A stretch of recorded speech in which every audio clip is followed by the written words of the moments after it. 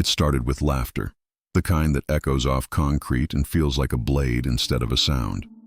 Inside the U.S. Military Academy at Fort Riverside, discipline and pride filled every corridor. But beneath the polished uniforms and flags of honor, there were shadows where cruelty hid. Cadet First Class. Emily Carter walked through those halls every morning with her head high, a model of composure in a world built on hierarchy and strength. She wasn't the loudest or the most popular, but she was among the best, sharp, focused, and fiercely committed. What most didn't know was that Emily came from a long line of service. Her late father had been a decorated Marine officer killed in combat, and her mother, a quiet nurse from Virginia, had raised her to believe that integrity mattered more than anything. Yet at Fort Riverside, integrity was often buried under ego and competition.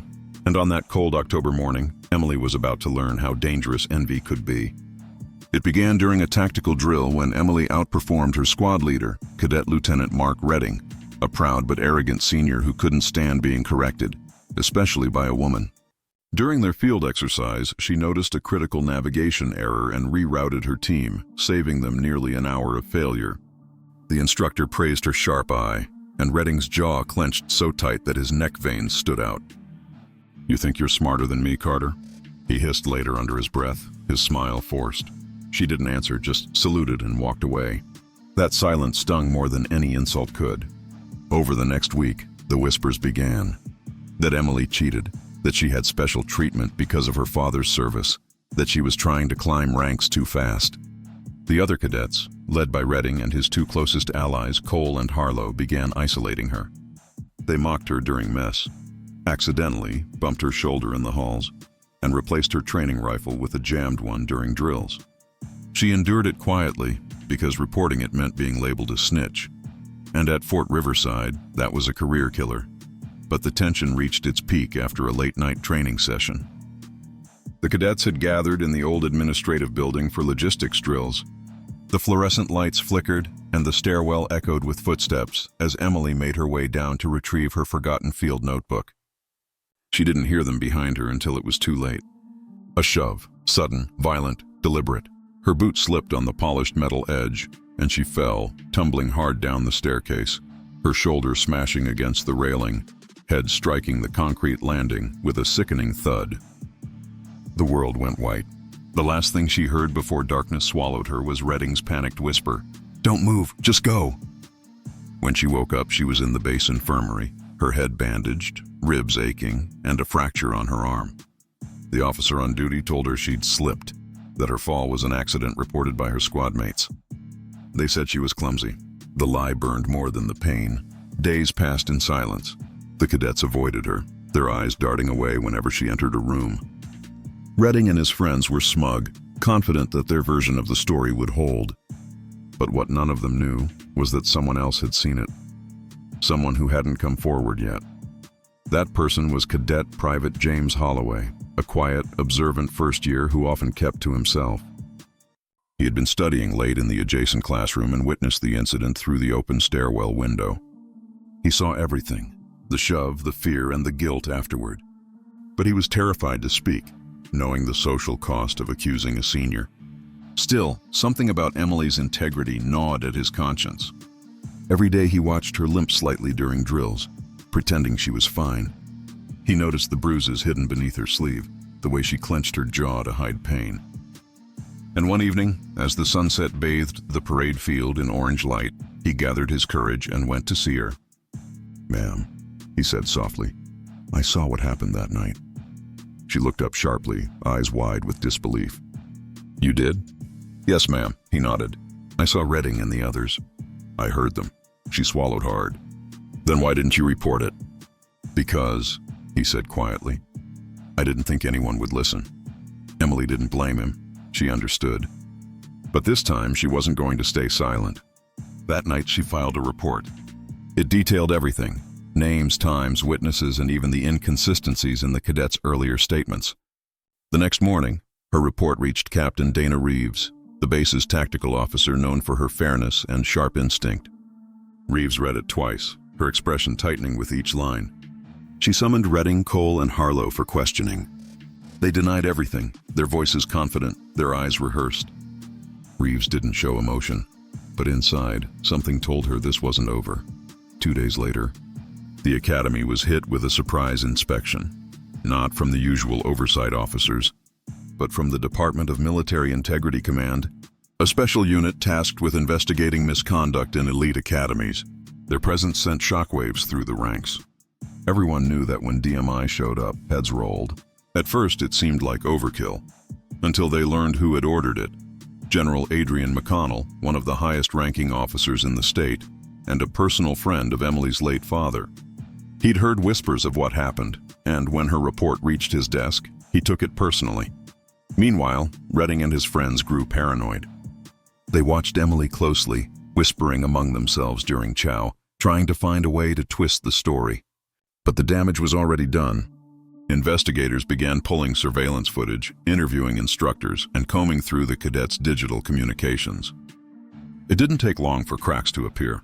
One text message, buried deep in Redding's deleted history, mentioned teaching her a lesson. Another showed a photo taken moments before the fall, Emily on the stairs, unaware. The web was unraveling fast. By the end of the week, whispers turned into full-blown tension across the base. The cadets' arrogance faded, replaced by visible fear. Rumors spread that generals were flying in, not for inspection, but for accountability. Late that night, Emily stood by the window of her barracks, staring out at the rain-soaked courtyard.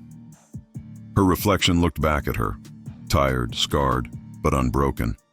She thought of her father's words before his last deployment. Courage isn't about fighting. It's about standing when others sit down.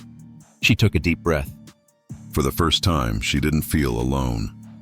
The next morning, Fort Riverside woke to the sound of rotors, 3 helicopters cutting through the fog, descending onto the base field.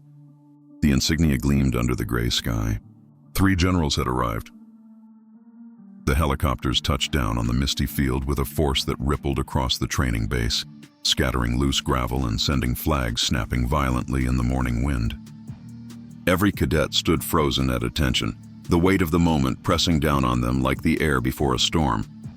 The roar of the rotors faded, and outstepped 3 generals, men whose very presence made the commandants tense. At their center walked General Adrian McConnell, tall, silver-haired, and carrying the kind of calm that came from decades of command. Beside him was Major General Lisa Rowe, known for her fierce integrity and zero tolerance for internal corruption, and Brigadier General Thomas Hayes, the quiet strategist whose reputation for dismantling toxic commands was almost legendary. As they strode across the courtyard, every officer on base saluted sharply, though many did so with trembling hands. The rumors were true. Something big was about to happen. Inside the operations building, Captain Dana Reeves met the generals with a salute, her face unreadable. "General McConnell, sir, we've prepared the reports you requested." McConnell nodded curtly. "Good. I want everyone involved gathered in the conference room, now." His voice carried the quiet authority of a man used to commanding battlefields, not classrooms. Within minutes, the room filled with tension. Cadet Lieutenant Redding and his 2 accomplices sat at one end, rigid and pale. Emily Carter sat at the other, her arm still bandaged, posture straight despite the bruises that still hadn't healed. Holloway sat quietly behind her, his expression nervous but resolute. The room hummed with unspoken truths. McConnell placed Emily's report on the table, the folder thick with added documentation from the investigation team. "I've read every word," he said evenly, eyes shifting to Redding. "And I've reviewed the footage." A flicker of panic flashed across Redding's face. "Sir, it was an accident." "Don't," McConnell interrupted, voice low but sharp as steel. "I've commanded men who bled for this uniform, who died with honor. Do not insult me by pretending this was anything but cowardice." The silence was suffocating. Even the air conditioner hum seemed to fade. Major General Rowe leaned forward, her eyes cold. Cadet Carter suffered a concussion, a fractured arm, and trauma that could have ended her career. "You filed false reports, coerced witnesses, and tried to erase evidence. Do you understand what that means?" Redding swallowed hard. "Ma'am, we panicked. You lied." She cut him off. "And you betrayed your oath." The confession came slowly, then all at once. Under pressure, Redding's facade cracked. His voice shook as he admitted they just wanted to scare her, that it wasn't supposed to go that far. Cole and Harlow stared at the floor, unable to speak. The generals listened without emotion. When it was over, McConnell turned to Captain Reeves. Effective immediately, these cadets are to be detained for formal charges under the Uniform Code of Military Justice. Obstruction, assault, falsification of reports, and conduct unbecoming. Reeves nodded and signaled two MPs waiting outside. The room watched as the once arrogant cadets were led out in silence, their boots echoing down the corridor like fading guilt. Emily sat still, heart pounding, trying to process the weight of what just happened. But McConnell wasn't done. He turned his gaze toward the Academy Commandant, Colonel James Porter, a man known for his strict discipline but whispered to have looked the other way more than once. "Colonel," McConnell said, his tone colder now, "you've been in command here for 6 years. How did this culture take root under your nose?" Porter stiffened. "Sir, I wasn't aware of—" "That's exactly the problem," McConnell interrupted. "You weren't aware, and that's inexcusable." The general's voice grew firm.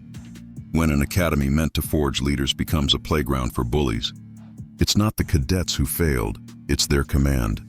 The statement hit the room like a hammer. Outside, the base buzzed with rumor.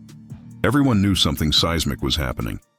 The generals began a full-scale review of the academy's operations. Dorms were inspected, command logs analyzed, and every cadet was privately interviewed.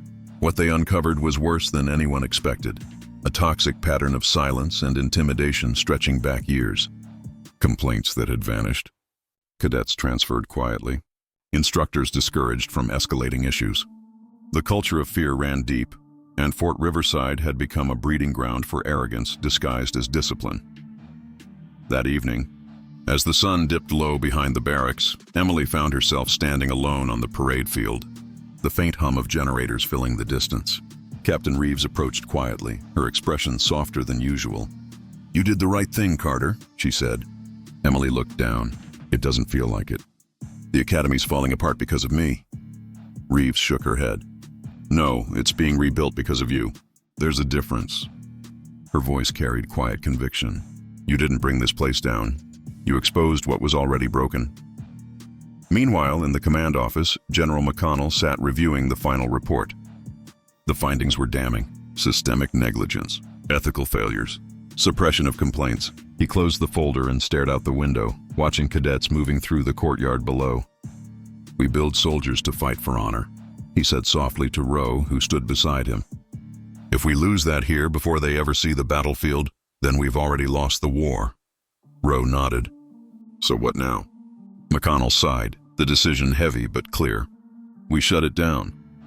The next morning, the academy awoke to an announcement over the intercom. "All personnel, report to the parade ground at 800 hours. Confusion rippled through the ranks. Cadets hurried into formation, whispering nervously. At precisely 8 o'clock, the three generals stood before them. McConnell's voice boomed across the field. "Effective immediately, Fort Riverside Academy is being suspended from operations pending a full structural overhaul. Training will cease. All cadets will be reassigned or placed on administrative hold." Gasps broke out across the lines. Some stared in disbelief, others in shame. "This is not punishment," he continued. "This is accountability. The United States military does not train cowards. We train warriors, and warriors protect one another." His eyes found Emily in the crowd. And sometimes it takes one soldier's courage to remind the rest what that word truly means. For a long moment, silence reigned. Then slowly the cadets began to clap. It started hesitantly, then grew until the entire field echoed with applause. Not celebration, but respect. For truth, for justice, for Emily Carter. Later that night, as the base lights dimmed and the future of Fort Riverside hung uncertain, Emily sat by her bunk, writing a letter to her mother. "I didn't plan for any of this," she wrote. "But maybe sometimes the right thing isn't about planning. It's about standing up when standing hurts." She paused, looking out at the empty field beyond her window. The sound of distant rain filled the silence, and for the first time since the fall, she smiled. Not because everything was okay, but because she finally believed it could be. What she didn't know was that this story wasn't over. Because outside that quiet barracks, one of the detained cadets, Cole, had just made a call from the MP office phone. A call to someone higher than anyone expected. Someone who didn't like generals closing bases. Someone powerful enough to fight back. The night after Fort Riverside Academy's closure announcement was heavy with tension, the kind that hums beneath the surface before everything breaks. Rain lashed against the barracks windows, thunder rolling in the distance, as if the sky itself disapproved of what had been allowed to happen there. Most cadets lay awake in silence, uncertain about their futures, their pride bruised but their conscience stirred. In the dark corner of the MP office, however, one figure sat hunched over a phone, Cadet Cole, his face pale under the flickering fluorescent light. He whispered into the receiver, his voice low and hurried. "Sir, they're shutting it down. Fort Riverside. Yes, all of it. The generals are here." A gravelly voice responded from the other end. "That's not going to happen." "Keep quiet. We'll handle this." Cole hung up, his stomach churning. The voice belonged to General Victor Brandt, a high-ranking official who had quietly benefited from the Academy's output. A man known for results, not ethics. Brandt had connections to powerful defense contractors, and the Academy's closure threatened his influence. The next morning, the storm outside broke into sunshine. But inside the command wing, the real storm was just beginning. General McConnell and his team were preparing to leave when an unmarked black SUV rolled into the compound. Out stepped General Brandt, his reputation preceding him like a shadow. His expression was unreadable, a polished smile with steel behind it. "Adrian," he greeted McConnell with the kind of familiarity that wasn't friendly. "I hear you're tearing down one of my finest training programs." McConnell's jaw tightened. "Your finest program bred arrogance, violence, and silence." "We're not raising soldiers here. We're raising abusers." Brandt's smile didn't fade. "You're overreacting. A few bad eggs. 3 cadets assaulted one of their own." McConnell cut him off. "And the system protected them." "That's not a few bad eggs, Victor. That's rot." The air between them crackled. Around them, officers pretended to be busy, but every ear strained toward the conversation. Brandt's voice dropped. "You don't understand what this base means to the higher-ups. Shutting it down sends the wrong message." McConnell met his gaze squarely. "Then maybe it's time the message changed." That was the moment Emily Carter, walking down the hall with a report folder, overheard the exchange. She froze just out of sight, her heart pounding. She recognized Brandt's voice from the whispered calls she'd overheard weeks earlier. The ones Redding made before the attack. Everything clicked. The bullying, the suppression, the way every report had vanished. Brandt wasn't protecting Fort Riverside. He was using it. Emily quietly slipped away and hurried to Captain Reeves's office. "Ma'am," she whispered, "I think General Brandt was behind this." Redding called someone before it happened. "I remember the name." Reeves's eyes sharpened. "You're sure?" Emily nodded. Without hesitation, Reeves went straight to McConnell. What followed was a quiet but dangerous power struggle. McConnell had honor and truth. Brandt had politics and power. When confronted with Emily's testimony, Brandt scoffed. "You're taking the word of a cadet over a general?" McConnell's voice was calm but heavy. "When that cadet has more integrity than the man wearing the stars, yes, I am." The tension was palpable. Rowe ordered an immediate communications audit, and within hours, they found it. Encrypted correspondence between Brandt and the Academy's command staff. Hidden files, payments, evaluation bonuses. It wasn't just negligence, it was corruption. Fort Riverside had been a personal experiment for Brandt, feeding contracts, falsifying training results, and silencing those who spoke out. The stairway attack on Emily wasn't random. It was part of a culture built to protect those willing to play dirty. When the evidence landed on McConnell's desk, he knew the magnitude of what it meant. He also knew what it would cost him. Taking down a superior officer was career suicide. But letting this slide would betray everything he'd ever stood for. Late that night, he called his wife, his voice steady but tired. "If this goes wrong, I might not have a job tomorrow." Her reply was simple. "Then at least you'll still have your honor." That was all he needed. The next morning, the generals gathered once more, this time in front of the entire academy. The air was cold and clear. Rows of cadets stood stiff in formation, some curious, others fearful. Emily stood near the front, her uniform crisp, her bruises faded but still visible. McConnell took the stage, flanked by Rowe and Hayes. Brandt stood nearby, arms crossed, still confident. McConnell began. When I arrived here, I thought I was investigating a single act of misconduct. I was wrong. What we found runs deeper. A sickness of pride, fear, and deceit. He turned slightly, locking eyes with Brandt. And that sickness starts at the top. Murmurs rippled through the crowd. Brandt stepped forward, his voice booming. This is outrageous. You have no right. You're right, McConnell interrupted. I have a duty. He raised a hand and the MPs appeared with documents in hand. General Victor Brandt, by order of the Inspector General's office and the Secretary of Defense, you are hereby relieved of duty pending investigation for corruption, abuse of authority, and conspiracy, gasps erupted. Brandt's face drained of color. You think this will stick? He spat. You're destroying everything we built. McConnell stared him down. No, Victor. I'm saving what's left of it. The MPs escorted Brandt away as cadets whispered in shock. For the first time in years, the air at Fort Riverside felt lighter. That afternoon, a convoy arrived to begin decommissioning the base. Files were boxed, flags lowered, and the proud insignia of Fort Riverside was covered and removed. Some cried. Others stood silently, processing the moment. Emily found herself standing at the top of the very staircase where it all began. She placed her hand on the railing, remembering the pain, the humiliation, and how far she'd come. Captain Reeves joined her. Strange, isn't it? She said softly. This place nearly broke you. And now it's gone because of you. Emily smiled faintly. I guess sometimes you have to burn the ground to grow something better. 2 weeks later, Emily was reassigned to a new academy, one founded on integrity and leadership reform. General McConnell personally handed her the new orders. We need soldiers like you, he said. People who remember what honor looks like when everyone else forgets. She saluted him sharply. Thank you, sir. I won't forget. Neither will we, he replied with a rare smile. Months passed. The world moved on. Fort Riverside became a case study, a cautionary tale whispered across bases nationwide. But for Emily, it was never about revenge. It was about restoration. One evening, as she stood overlooking the sunset on her new base, she received a letter marked confidential. Inside was a single line, handwritten by McConnell. They closed the base, but they opened eyes. She folded it carefully, tucking it into her uniform pocket and whispered to herself. Then it was worth it. As the camera fades out over the now deserted grounds of Fort Riverside, a lone American flag flutters in the wind, not as a symbol of power, but of rebirth.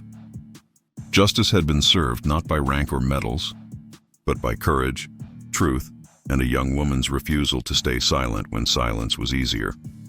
And that's the story of how one cadet's fall forced an entire command to rise. If you believe courage can still change the system, if you believe doing the right thing still matters, hit that subscribe button and show some love to your mom and dad for raising you with those values. And before you go, tell me, from which part of the country are you watching this story tonight?